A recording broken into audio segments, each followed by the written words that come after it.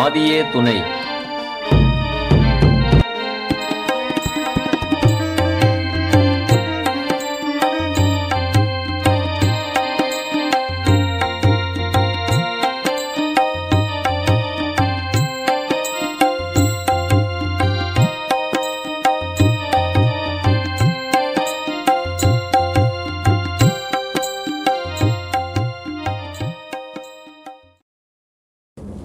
எல்லோருக்கும் நமஸ்காரம். நமது பிரானவர்கள் வருகை தருவது இறுதி தீர்ப்பராக எழுந்தருளியுள்ள நம்ம பிரான். அவங்க வரும்போது எல்லா பாஷைக்காரரும், எல்லா தேசத்தவர்களும், எல்லா மொழிக்காரர்களும், எல்லா இனத்தவர்களும் வருவார்கள் அப்படிங்கிறது பெருமான் நாங்கள் காலத்தில் சின்ன பிள்ளையா இருந்த காலத்திலேருந்து சொல்லி வர்றாங்க. எங்களுக்கு கொஞ்சம் என்னடா ரொம்ப ஆசத்தம் படுறாங்க போட்டிருக்கு அப்படின்ட்டு நாங்கள் நினச்சிக்கிட்டு இருந்தோம். பார்த்தால் இன்றைக்கு அது நிரூபணையாக நடந்து கொண்டிருக்கிறது. சரித்திரத்தில் பார்த்தால் சத்திய வேதத்தில் சொல்லுகிறார்கள், சகல பாஷைக்காரரையும் சகல இனத்தவரையும் ஒன்று சேர்க்கும் காலம் வரும் அப்படின்னு ஏசாயா தீர்க்கதரிசி அவர்கள் சொல்லுகிறார்கள். அது இன்று நிரூபணையாக நடந்து கொண்டிருக்கிறதை நாங்கள் பார்க்கிறோம்.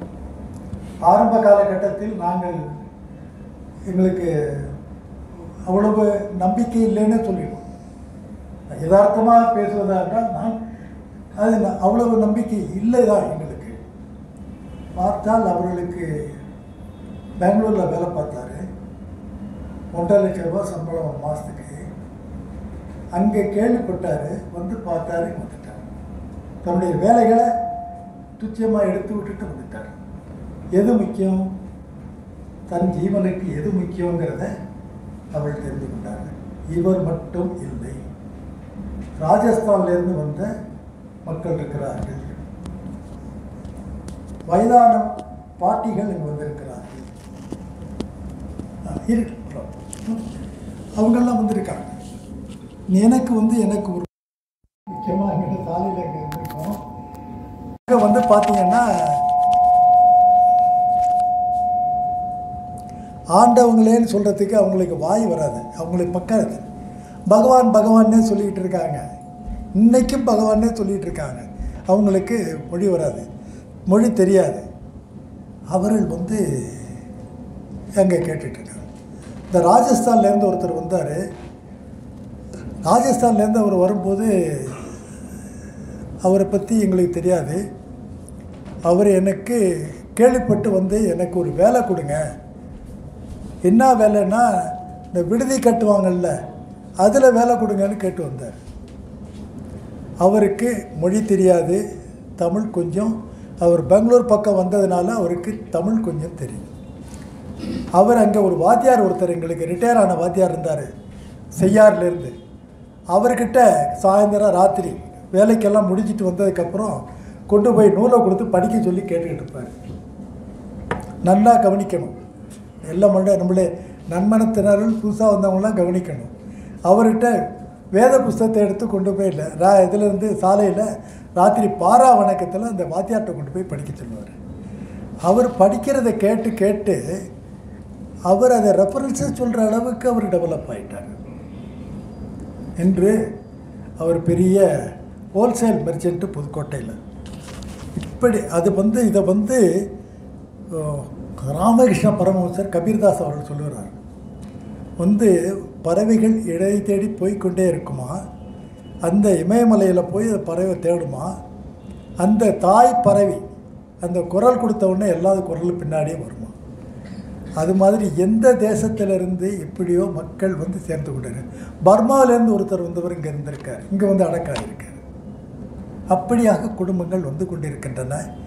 இது ஒரு நேரம் காலம் சமீபமாக இருக்கிறது என்று பைபிளில் சொல்கிறாங்க, குர்ஆனில் சொல்கிறாங்க, டூம்ஸ்டேன்னு சொல்கிறாங்க, சப்போத் டேன்னு சொல்லுவாங்க, ரிசர்ஷன் டே அப்படின்னு சொல்லலாம். நிறைய இது இருக்குது, எல்லா நூல்லையும் இருக்குது.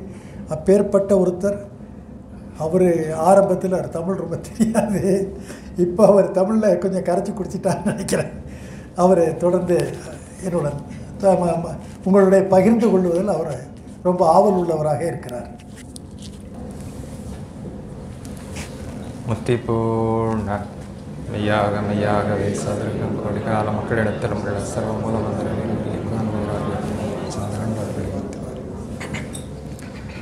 அளவிலாவேகு காலமே பூமியில்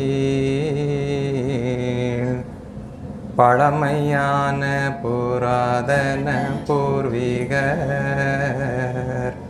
நிழல் போலும் பிரியாதேனை ஆண்ட என் நிழல் போலும் பிரியாதேனை ஆண்ட என் தலையில் என் குரு தாழ்வாழி வாழியே. அனைவருக்கும் நமஸ்காரம்.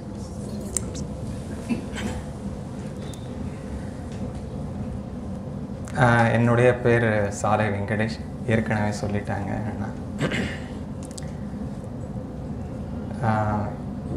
இன்னிலிருந்து ஒரு 12-13 வருஷத்துக்கு முன்னாடி எனக்கு தமிழில் இருக்கிற தா கூட தெரியாது, ஓர் எழுத்து தெரியாது. நான் பிறந்தது இந்த புண்ணிய பூமியாகிய இந்திய நாட்டின் இந்த தமிழ்நாட்டு மாநிலத்தில் பக்கத்தில் இருக்கிற கர்நாடகாவில் இருக்கிற பத்ராவதி என்ற ஒரு ஊர்.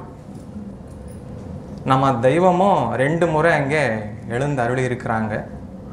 அங்கே ஒரு முறை சபையை நடத்தினாங்கன்னுட்டு ஒரு கேள்விப்பட்டேன். அங்கிலிருந்து சில பேரெல்லாம் இங்கே அங்கத்தினராக சேர்ந்திருக்காங்க. அப்போது நாம் அவங்களுக்கு பார்க்க முடியல, நமக்கு அந்த பாக்கியம் கிடைக்கல. அப்படி இருந்தாலும் ஒரு வயசுக்கு வந்த பிறகு நாம் அந்த ஊர் விட்டு பிறந்தது எங்கேயோ, வேலை பார்த்தது எங்கேயோ, இப்போ இருக்கிற ஊர் எங்கேயோ இருக்குது. அம்மொழியும் வேறு, நம்ம சொந்தக்காரர் எல்லாம் நம்ம விட்டுட்டு வந்தோன்ற ஒரு நினைவு இருந்தது. அதெல்லாம் மாறி இப்போது அது எங்கேயோ பறந்துடுச்சு. இப்போ நான் இங்கே வரும்போது அண்ணா கூப்பிட்டாங்க, நீங்களும் வாங்கன்னுட்டு. சரிண்ணா, உங்களோட நான் வரேன், உங்களோட உதவியாக இருந்து நான் உங்கள் என்ன சொல்கிறீங்களோ அதை பண்ணி நான் உங்கள் கூட இருப்பேன்னுட்டு சொன்னேன். அப்படி இல்லை, நீங்கள் பேசணும்னு சொன்னாங்க. இது நல்லா வம்பாச்சே, என்னை மாட்டி விட்டுறீங்கன்னுட்டு. இல்லைண்ணா, நீங்கள் பெரியவங்களெல்லாம் நீங்கள் இருக்கும்போது நாம் என்ன பேச வேண்டியது இருக்குது, நீங்கள் பேசுங்க, நம்ம கேட்போம் ஆனால் சொன்னாங்க. அப்போது இல்லை, நீங்கள் பேசணும் ஆனால் சொன்னாங்க. சரின்னுட்டு ஒத்துக்கிட்டேன். ஆனால் எனக்கு இப்போ புரியுது அவங்க எதுக்கு கேட்டாங்கன்னுட்டு. தெய்வ உத்தரவின்படி அவங்களுக்கு எல்லாம் ஒரு கட்டளை இட்டாங்க தெய்வம். நீங்கள் உண்கிற உணவும் பகருகின்ற தண்ணீரும் என் செயல் வந்த மக்களுக்கு சொல்கிறதுக்காகத்தான் அவங்களுக்கு ஒரு கட்டளை இட்டாங்க. அதே மாதிரி அவங்களும் நமக்கு இந்த கட்டளை அப்படியே கண்டினியூ பண்ணி, நீங்களும் பேசுங்க, நீங்கள் இதை பழகுங்க. ஏன்னா பல ஜாதி பேர், பல இடத்திலிருந்து, பல பாஷைகளிலிருந்து மக்கள் வருவாங்க.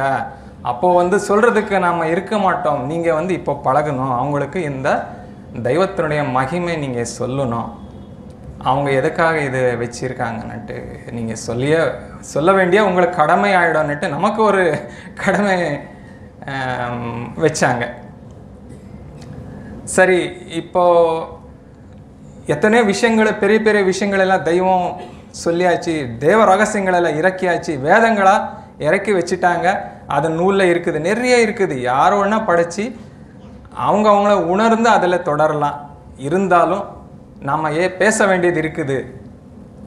அப்படி நான் நினைக்கும்போது, இப்போது நான் ஒரு 50 வருஷம் நாம் என் வாழ்க்கையில் தொடர்ந்து வரும்போது, நான் எங்கேயோ பிறந்தேன், ஒரு பாஷையில் பழைச்சேன், ஒரு ஊரில் இருந்து சம்பாதிச்சேன், அப்புறம் வீடு கட்டினேன். எல்லாம் ஒரு மனித வாழ்க்கையில் என்னென்ன பண்ண வேண்டியது இருக்குதோ அதை அப்படியே நாம் ஒரு கண்டினியூவாக செஞ்சுட்டு வந்தோம்.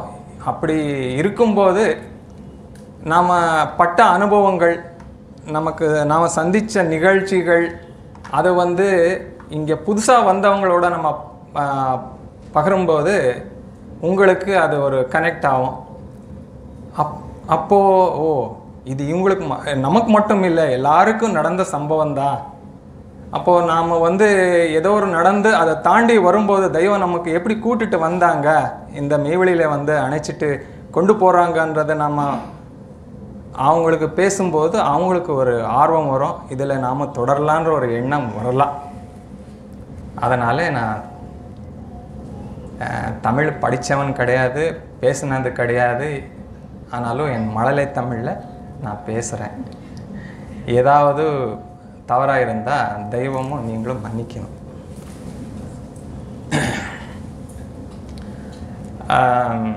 பத்ராவதியிலே நான் ஒரு சின்ன ஒரு 10-12 வயசு தெருவில் இருக்கும்போது நம்ம படம் பார்க்குறதுக்கு போவோம்.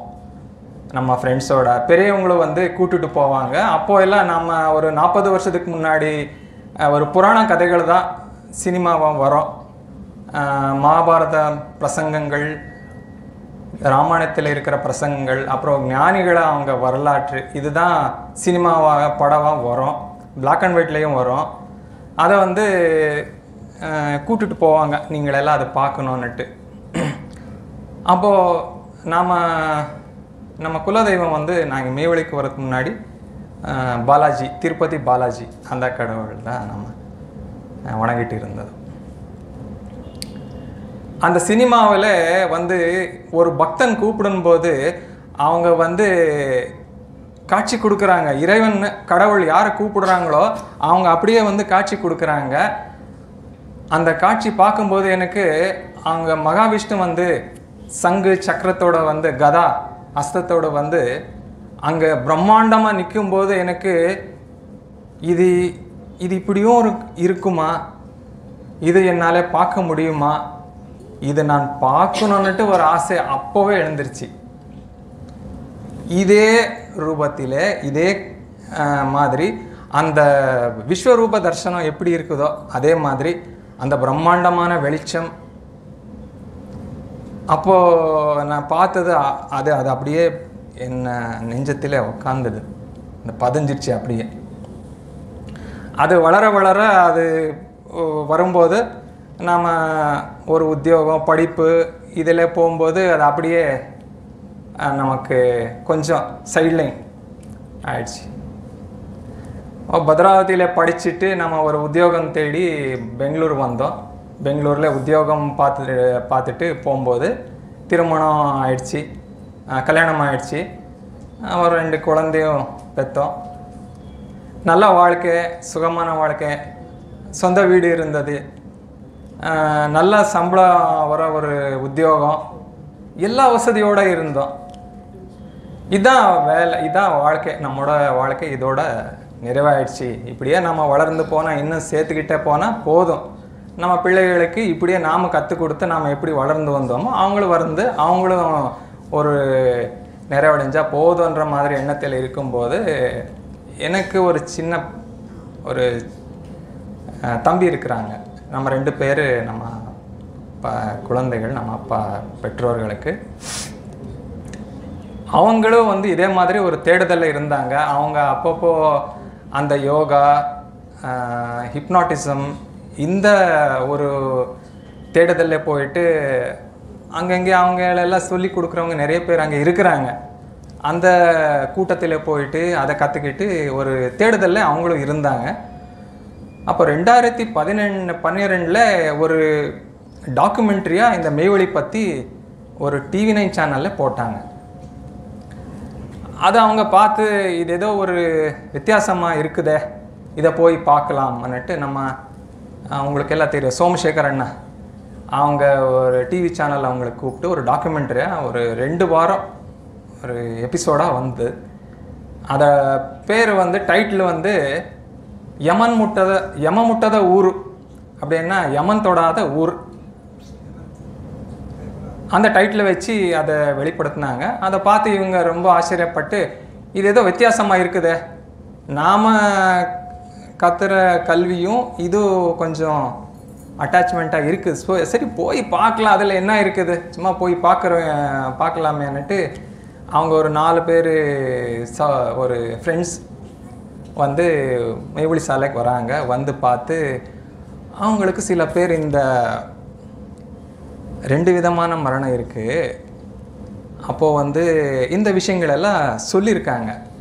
அவங்க அது விருப்பம் பட்டு இதை பற்றி நம்ம தெரிஞ்சுக்கணும்னுட்டு ஒரு பிளான் போட்டு ஒரு மாதத்தில் ஒரு 3 நாள் இங்கே வந்து தங்கணும், இதை பற்றி தெரிஞ்சுக்கணும்னுட்டு.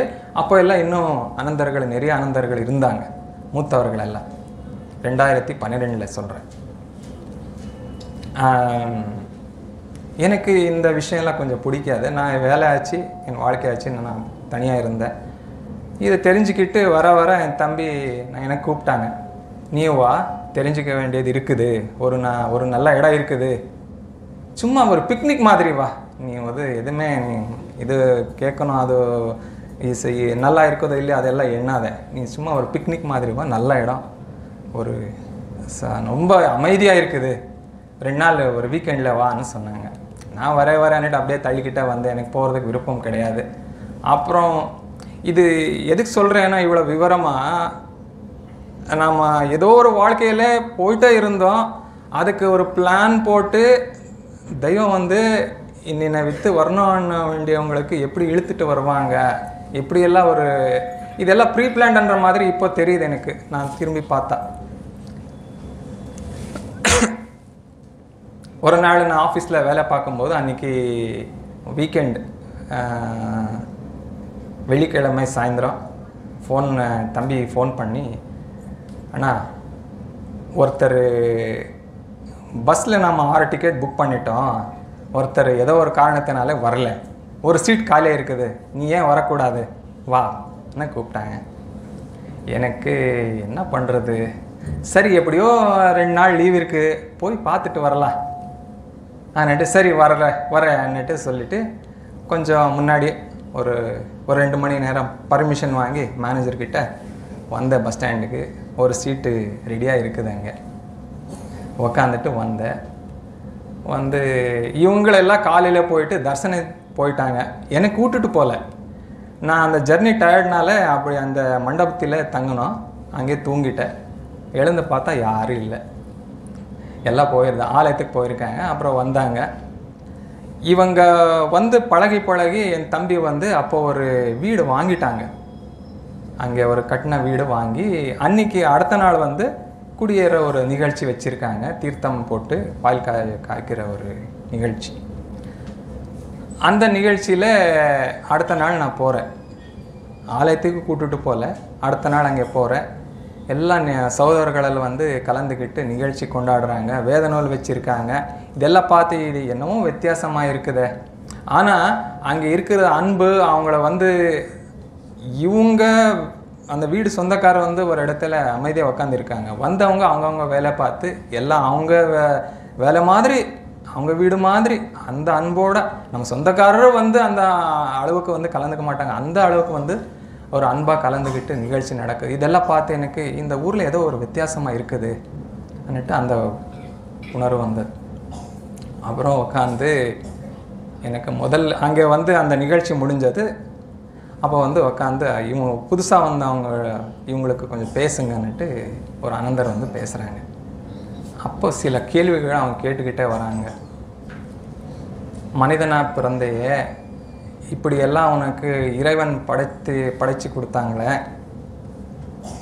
இதெல்லாம் நீ வந்து எண்ணி பார்த்தையா? இப்போது அவங்கள சில ஓமானம் சொல்லிக்கிட்டு வந்தாங்க. இப்போது தண்ணி படிச்சிருக்காங்க, தண்ணி ஒரு கார்ப்பரேஷன் என்ன பண்ணுறான், தண்ணியை பிடிச்சி கொஞ்சம் க்ளீன் பண்ணி பைப்பில் விட்டா அதுக்காக மாதம் பில் கட்டணும். அது அந்த தேதிக்குள்ளே கட்டலைன்னா அதுக்கு ஒரு பெனால்ட்டி போடுவான். இப்போ நீ பிறந்த நாளிலிருந்து இவ்வளோ வருஷம் தண்ணி குடிச்சிக்கிட்டு வந்தையே, அதுக்கு படித்தவங்களுக்கு பில் கட்டினையான்னு கேட்டாங்க. இந்த கேள்வி எனக்கு வாழ்க்கையில் யாரும் கேட்கலையே.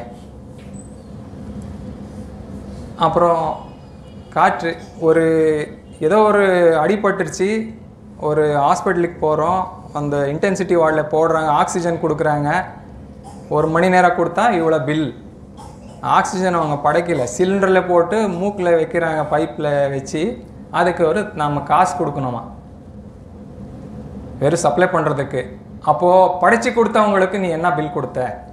இவ்வளோ நாளாக நீங்கள் இருக்கிற இடத்துல எல்லாம் போய்ட்டு பெங்களூரில் இருந்தாலும் காற்று கிடைக்குது, நீ ராஜஸ்தானில் போனாலும் காற்று கிடைக்குது, மலை மேல் போனாலும் காற்று கிடைக்குது. உன் மூக்கு அடியில் காற்று கிடைக்கிற மாதிரி எல்லா இடத்துலையும் படைச்சி வச்சுருக்காங்களே, அந்த இறைவனுக்கு நீங்கள் என்ன செஞ்சீங்க? நீங்கள் பில் கட்டினீங்களா அன்னு கேட்டாங்க. எனக்கு என்ன பதில் சொல்லணுமோ தெரியல. அப்போது எனக்கு ஒரு விஷயம் மட்டும் தெரிஞ்சது என்னன்னா, ஆமாம், இறைவன் இவங்களுக்கு யாரோ ஒருத்தர் பெரியவங்க இந்த விஷயம்லாம் சொல்லியிருக்காங்க, அதனால தான் இந்த கேள்வியெல்லாம் வருது. என் வாழ்க்கையில் யாரும் இந்த கேள்வியே கேட்கல. நான் அங்கே இருக்கும்போது அந்த கடவுளை பார்க்கணும், அந்த படத்தில் நான் பார்த்த ஒரு காட்சி அப்படியே இருக்குது, நான் பார்க்கணுன்ற எண்ணத்தோடு நான் இங்கே வந்தேன். அப்போது இங்கேயும் அது கிடைக்கலையே. அப்புறம் ஆலயத்துக்கு கூப்பிட்டுட்டு போனாங்க. ஆலயத்தில் பார்த்தா அங்கே கடவுளே இல்லையே, இந்த காலியாக இருக்குது. இங்கே கூப்பிட்டுட்டு அதை பார்க்கும்போது எனக்கு இது கோயிலும் மாதிரியும் இல்லை, தர்கா மாதிரியும் இல்லை, இது ஏதோ ஒரு மாதிரி இருக்குது. சரி, என்னமோ நல்லா இருக்குது அன்னிட்டு உக்காந்து பார்த்துட்டு வந்தேன். அப்போது ஒரு எண்ணம் என்ன வந்ததுன்னா, எனக்கு நான் பாலாஜி பார்க்கணுன்னுட்டு. அப்போது வர நான் திருமணம் பண்ணிக்கிட்டு பெங்களூரில் வேலை பார்க்கும்போது எனக்கு பக்தி அதிகமாகவே வருது. நான் வருஷத்துக்கு ஒரு வாட்டி போவோம் நம்ம திருப்பதிக்கு. அப்போது நான் 2வது முறை 3வது முறை கூட போகிறேன். அது எப்படி போகிறேன்? பணம் இருக்குது, ஆனால் பணத்திமீரோட நம்ம காரில் போகிறதோ, அங்கே போய் விஐபி கியூவில் டிக்கெட் வாங்கி நிற்கிறதோ, இது கடவுளை பிடிக்காது. நாம் எப்படி நம்ம பாடுபட்டு போனால் தான் அவங்களுக்கு பிடிக்கும். அந்த நேரத்தில் ஒரு படம் பார்த்தேன் நான் இந்த சின்ன வயசில். உங்களுக்கு தெரியுமா, அவங்க உடுப்பின்னுட்டு ஒரு ஃபேமஸான இடம் இருக்குன்னு உங்களுக்கு தெரியுமா? அந்த மங்களூர் பக்கத்தில் உடுப்பி, அந்த கிருஷ்ண கண்ணபெருமான் அவங்கள கோயில் இருக்குது, ரொம்ப ஃபேமஸ். அந்த கோயிலுக்கு கனகதாசர்ன்னுட்டு ஒரு மகான் ஞானி கனகதாசர், அவங்க போயிட்டு அவங்க நீச்ச குலத்தில் பிறந்தவங்க. அவங்களுக்கு அந்த கோயிலுக்குள்ளே என்ட்ரன்ஸ் கொடுக்கல, கடவுள் தரிசனம் பண்ணுறதுக்கு தரிசனத்துக்கு உள்ளே விடலை. கீழ் ஜாதியவங்க நீங்கள் வரக்கூடாதுன்னுட்டு தள்ளிட்டாங்க. அவங்க என்ன பண்ணிட்டாங்க, கடவுளை எனக்கு உள்ளே வர்றதுக்கு விடலை, ஆனால் நான் உங்களுக்கு உங்கள் தரிசனம் பண்ணியே ஆகணும் அன்னிட்டு கோயில் பின்பக்கத்தில் உருகி உருகி பாடுறாங்க.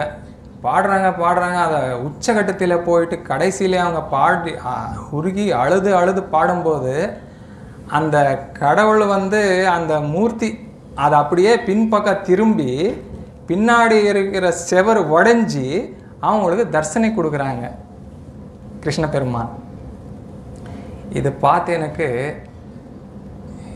என்னடா, நாம் ஏதோ ஒரு பாவம் செஞ்சுருக்கோமோ, நாம் என்ன கூப்பிட்டாலும் வர மாட்டேங்கிறாங்களே, எப்படி கூப்பிடாலும் வர மாட்டேங்கிறாங்களே, அப்போ நாம் எப்படி பார்க்கறது? எப்படி பார்க்கணும்? இது பார்த்தே ஆகணும்.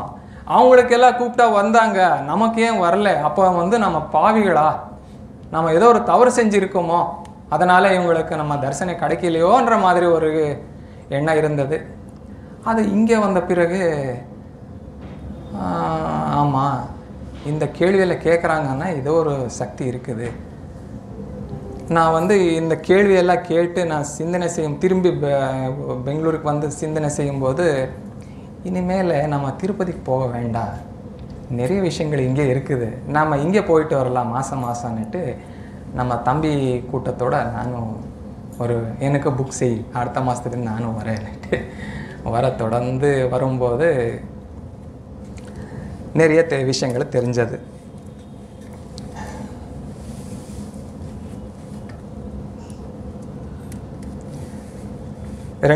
ரெண்டாவது முறை வந்தப்ப எனக்கு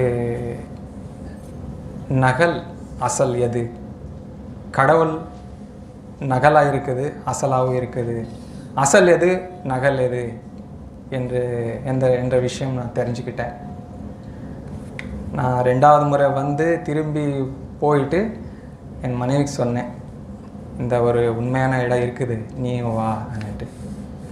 இனிமேல் நான் வந்து வீட்டில் இருக்கிற அந்த சின்ன நம்ம பூஜா ரூம் இருக்குது இல்லை, அந்த பூஜை எனக்கு ரொம்ப வேலை இருக்குது, இனிமேல் நான் வந்து இது பண்ண முடியாது, இது நீயே பண்ணிக்கன்னு சொன்னேன். அவன் ஒத்துக்கிட்டான், எந்த கேள்வி கேட்கல. அப்போதிலிருந்து அந்த நகல் வழிபாடு அதோட நின்றுச்சு. அப்புறம் என் மனைவி என் கூட வந்தாங்க. இது வர வர வர வர நாம் விஷயங்களை தெரிஞ்சுக்கிட்டு நமக்கு கடவுள் எப்படி பார்க்கணும், அவங்க எந்த ரூபத்தில் வருவாங்க, ஒரு மானிட உடல் எடுத்து குருவாக வருவாங்க, குருவுக்கு என்ன அடையாளம் இருக்கும், அதில் எல்லாம் நம்ம தொடர்ந்து கேட்டு புரிஞ்சுக்கிட்டு உணர்ந்து வரும்போது, ஆமாம் ஸ்வயம் பாலாஜி இங்கே இருக்கிறாங்க, வேற எங்கேயும் போகிற தேவையே இல்லை, நமக்கு கிடைச்சிட்டாங்க. இதுக்கு வந்து இவ்வளோ ஆதாரத்தோட இருக்கிற தீர்க்க தரிசனங்கள் வேற எந்த ஒரு அவதார புருஷருக்கு இல்லை. அவ்வளோ தீர்க்க தரிசனங்கள் இருக்குது, அவ்வளோ ஒரு ப்ரூஃபோட இருக்குது, வேத ஆதார சாட்சிகளோட இருக்குது. இதோட நம்ம இன்னும் என்ன வேணும்? ஒரு கோர்ட்டில் ஒருத்தன் தவறு பண்ணிட்டான்னா, கொலை செஞ்சாலும் நானே கொலை செஞ்சேன் எனக்கு வந்து தூக்கு போடுங்கன்னா அவங்க ஜட்ஜு ஒத்துக்க மாட்டாங்க. நீ எப்படி, யார் இந்த யாராச்சும் பார்த்தாங்களா, ப்ரூஃப் இருக்கிறாங்களா, சாட்சி இருக்குதான்னு கேட்பாங்க. சாட்சி இருந்தால் தான் அவங்களுக்கு அந்த தண்டனை கொடுப்பாங்களே தவிர சாட்சி இல்லாமல் கொடுக்க மாட்டாங்க. அதே மாதிரி இறைவன் வந்து வடிவு தாங்கி இந்த பூமிக்கு வரும்போது அவங்களுக்கு நிறைய சாட்சி முன்னால் வந்தவங்க, அவங்க அந்த முன்னாலே வந்தவங்க ஆதாரத்தோடு எழுதி வச்சு போயிருப்பாங்க. அதை நம்ம வந்து தேடணும். அது தேடி அதுக்கு நம்ம என்ன மதிக்கணுமோ, நம்புறதுக்கு என்ன ஆதாரம் வேணுமோ அவங்கவுங்க வேதத்தில் அவங்கவுங்க ஜாதியில் வந்த மகான்களை எழுதி வச்சிருக்காங்க. நீங்கள் வேற எங்கே தேட வேண்டியதில்லை, உங்கள் வேதத்திலே இருக்கும். உங்கள் ஜாதியில் யாரோ ஒருத்தர் வந்து பெரியவங்க எழுதியிருப்பாங்க. நம்ம தேடாமல் இருக்கிறோமே தவிர அது இல்லாமல் போகாது. அப்படி இருக்குது. அப்போது போக போக ஒரு இந்த மாதிரி எத்தனையோ நமக்கு வந்து நம்ம அனந்தர்களோடு பழகும்போது எனக்கு ரொம்ப ஒரு உதவியாக ஒரு அன்பாக பழகின அனந்தர் வந்து மெய்வழி இளங்கலை கோட்டானந்தர், மெய்வழி சாலை வேளானந்தர் அண்ணா அவர்கள், அப்புறம் மெய்வழி காசி கவுண்டர் அண்ணா. இவங்க ரொம்ப நெருக்கமாக பழகினவங்க என்னோட. நான் அவங்களோட பழகினேன்னு சொல்லுங்கள். இவங்களோட என் வாழ்க்கையில் என்னென்ன நமக்கு சொல்ல வேண்டியது இருக்குதோ, நமக்கு இந்த மெய்வழிக்கு தேவையானது விஷயங்கள் இவங்களோட நான் பழகி தெரிஞ்சிக்க வேண்டியது, இன்னும் கூட தெரிஞ்சிக்க வேண்டியது, நமக்கு இந்த மண்ணடக்கவர் ஆகிற வரைக்கும் தெரிஞ்சிக்க வேண்டியது இருக்குது. இதோட எத்தனையோ இப்போது எனக்கு வந்து இங்கே நின்றுட்டு பேசுகிற தகுதியே இல்லை. எல்லாம் நீங்கள் தெரிஞ்சவங்க என்னோட முன்னாடியே வந்து எத்தனையோ பேர் இருக்கிறீங்க. ஆனாலும் வந்து அண்ணா வந்து எனக்கு வந்து அவங்களோட இருக்கிறதுனால எனக்கு இந்த வாய்ப்பு கிடைக்கிது. அந்த என்ன சொல்கிறது, அதுக்கு ஒரு மலர் பூ என்ன சொல்ல, மலர் மாலையில் அந்த நூலுக்கு அந்த மலர் வாசம் வருமா, அந்த மலர்னால அந்த மாலையில் இருக்கிற நூலுக்கு அந்த வாசம் வருமா. சரி, ஆமாம். அந்த மாதிரி இந்த அனந்தர்களோட நம்ம தொடர்பு வச்சுக்கிறதுனால இந்த மேடையில் எனக்கு பேசுகிற வாய்ப்பு கிடைக்கிது. இப்படி நான் வந்து எனக்கு எப்படி நடக்குதுன்னா, இது இன்னொரு சம்பவம் நடந்தது. இதை நான் பேசும்போது நான் மறந்துட்டேன்.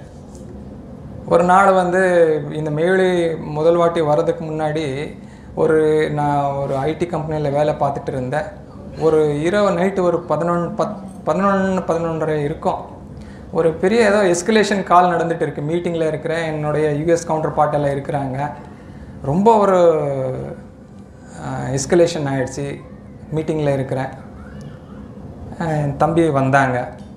அண்ணா, உங்ககிட்ட ஒரு முக்கியமான விஷயம் பேசணும் சொன்னாங்க. எனக்கோ அந்த வேலையே பெருசாக இருக்குது.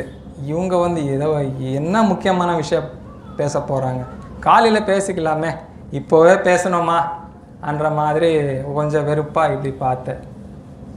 எனக்கு ஒரு முக்கியமான விஷயம் இருக்குது சொல்கிறதுக்கு, சொல்லலாமா? சரி சொல்லு சொன்னேன். எனக்கு ஒரு வாக்கு கொடுன்னு சொன்னாங்க. வாக்கா? எதுக்கு? ஆமாம், இது வந்து நீ எனக்கு நடத்தி கொடுக்கணும், இதை நீ ப்ராமிஸ் பண்ணு.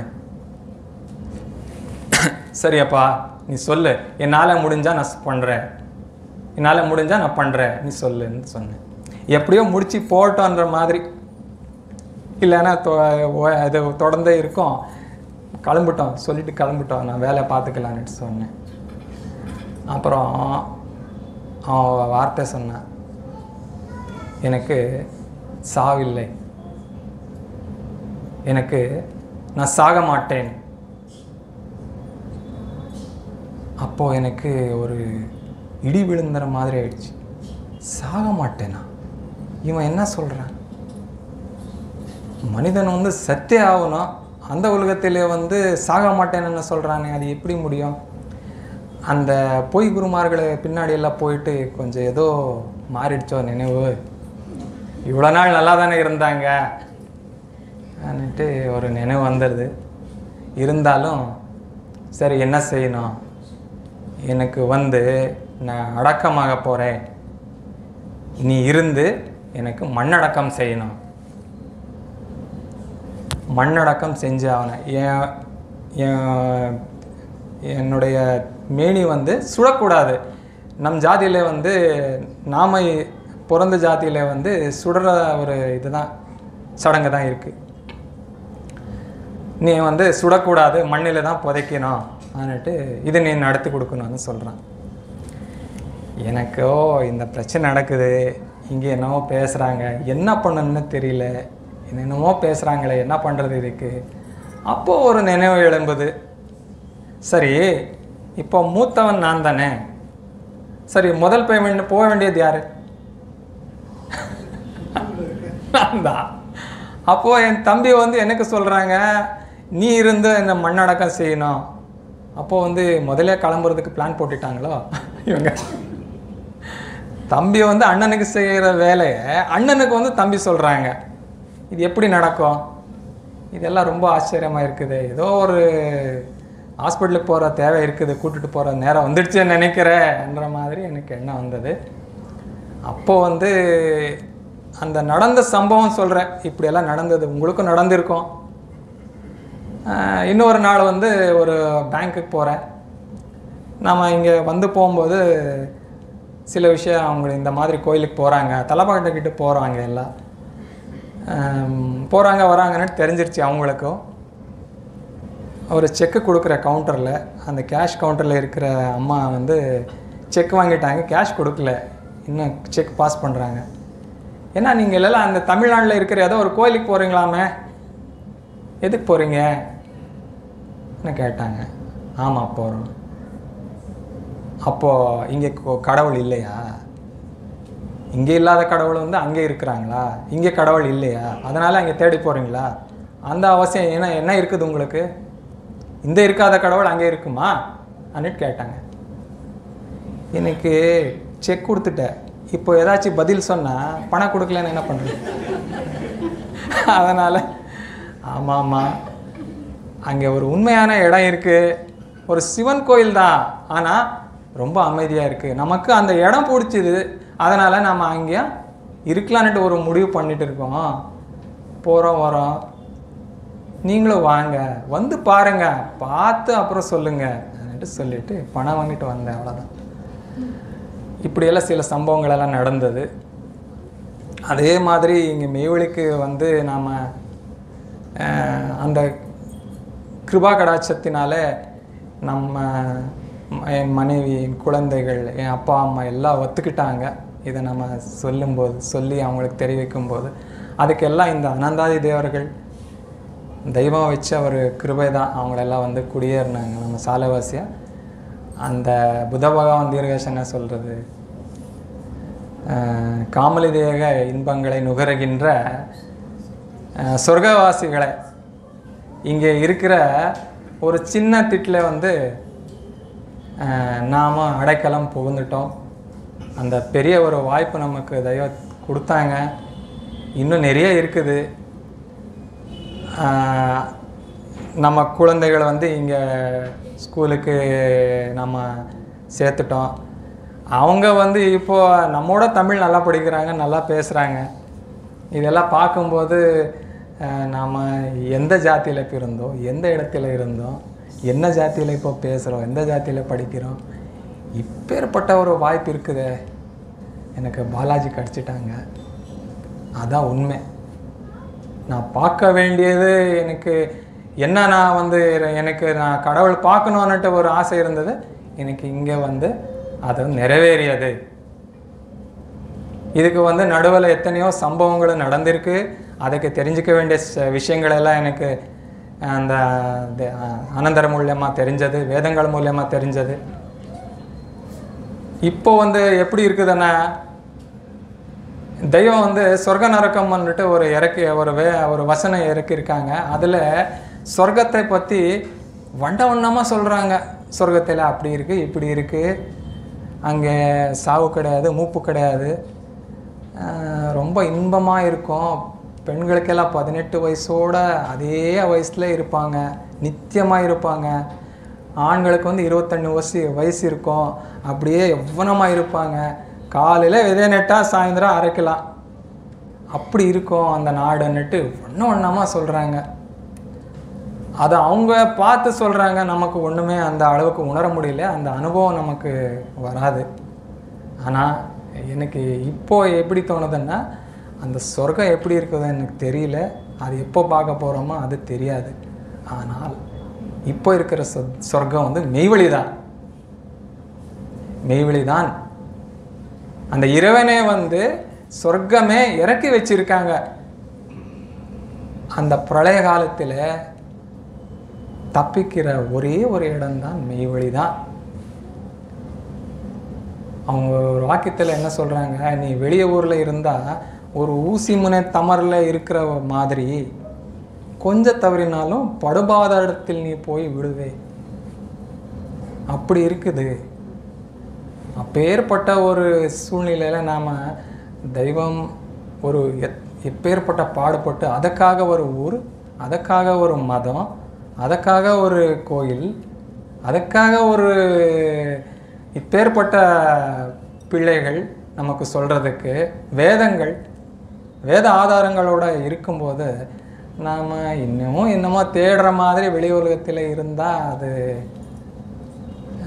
எனக்கு பிடிக்கல. அதனால் சரி, ரொம்ப நல்ல விஷயம் நமக்கு கிடச்சிருச்சு, நம்ம சந்தோஷமாக சொர்க்கத்தில் வாழலான்னுட்டு நாம் அங்கே இருக்கிறோம்.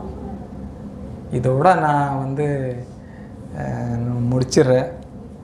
எனக்கு வாய்ப்பு கொடுத்த எல்லா அண்ணா அனந்தாதி தேவர்கள், இந்த சபையில் நீங்கள் நடத்துகிற ஒரு எல்லா தலைவர்களுக்கும் என் அன்போட நமஸ்காரங்கள்.